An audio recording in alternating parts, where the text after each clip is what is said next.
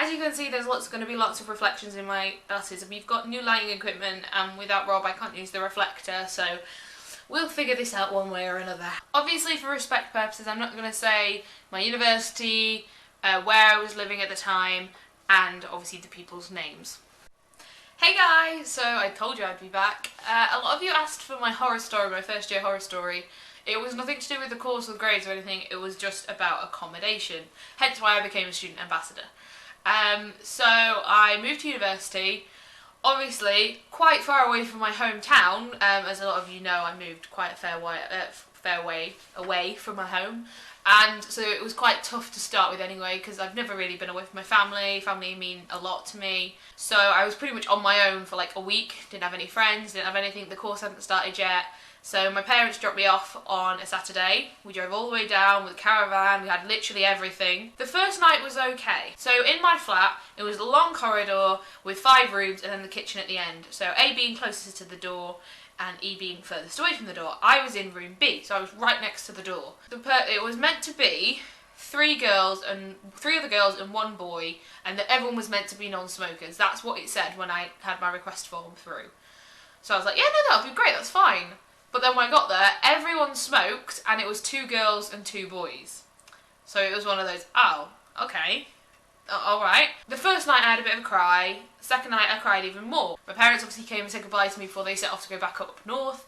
I had even more of a cry, and my dad cried, and he will never admit that he did, but he did. Then it got to the end of the first week and I realised I was not happy, because every night, literally every night, my flat stunk like weed. The guy in flat E, who is the one who's on my course, which is why it's really awkward, was kind of the main problem.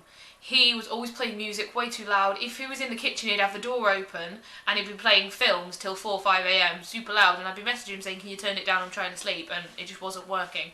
So when Rob came the second week, he stayed one night and he realised how bad it was.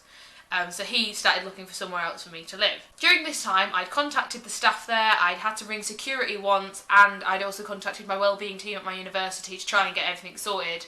And nothing was happening. Like, the wellbeing team were the only ones that were amazing, and my counsellor, she was absolutely the best thing that happened to me. So it hit week 3, and I'd completely had enough. I was coming back to the room, having a shower, getting into my PJs. I'd buy food, because I refused to have anything in the fridge, so I'd be buying food out every night to bring back to my mate's house, who lived 2 floors up, and I'd be sitting in her flat with her, playing Xbox every night, just because there was nowhere else for me to go, and I just was not happy in the slightest. It was just one of those, holy shit, this needs to change, like, now. Rob thankfully found somewhere at near the end of the 3rd week, which is obviously where I moved to.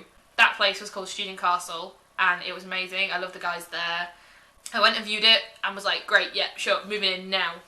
But then where I was saying that I couldn't move until I'd paid off my rent and I wasn't going to get the deposit back, because it was after the 14-day cooling off period, and my stepmom wasn't having that. And there was one girl in the office, but she was so incredibly rude to my stepmother on the phone every time we rang up, and she'd just say that I was complaining for no reason. And then all they kept saying, like, I kept going down complaining every day, and they were just going, we'll have a flat meeting, we'll have a flat meeting, we'll have a flat meeting. And that's all they kept saying, and I was like, well, I don't want a flat meeting, because I don't want to be anywhere near them. Because after the first week, the girl in flat A moved in, because we all moved in on, like, roughly the same time. Room A moved in after us, about a week later. She was the nightmare, she was the devil. She wasn't on my course, but she was also playing music at the same time that the guy in room E was playing music. Obviously, it was right next to my wall, so I could hear it every 5 minutes. And, like, one night, she left it on, it was like 3 AM, so I banged on the door, messaged her, didn't get any response, and I refused to go into the kitchen after a long time because I was scared of everyone, because they were all high off their faces, and I've seen what drugs can do to people, and it was just like, no, no, no, no. So I went in and she turned it off. I was like, I know I shouldn't have, but I knocked, and she had a massive kick-off about me the next couple of days, but it was just before I moved, so I was like, I'm not having enough. Just after I left, I think it was 2 days after I moved out, she sent me this massive, like, 14-page Facebook message, just having a go at me about everything.